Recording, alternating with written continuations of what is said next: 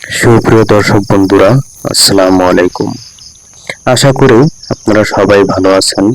ইনশাআল্লাহ আপনাদের দোয়া এবং আল্লাহর অশেষ রহমতে আমিও ভালো আছি। তো বন্ধুরা, আজকের আলোচনার বিষয়টি হলো খুতবা।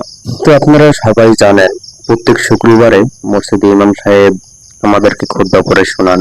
তো আমরা মুসল্লিরা যারা আছি, আমরা আসলে জানি না যে খুতবার অর্থ কি বা খুতবার ফজিলত কি, এই বিষয়ে আমরা জানি না।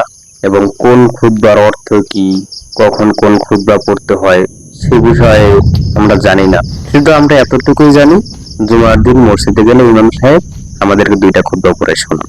তো বন্ধুরা, আমি আপনাদেরকে খুতবার শুরু থেকে শেষ পর্যন্ত যা কিছু আছে সবকিছু বিস্তারিত ভাবে আপনাদের মাঝে তুলে ধরবো, যাতে আপনারা এই বিষয়ে খুতবার বিষয়ে সবকিছু জানতে পারেন এবং বুঝতে পারেন।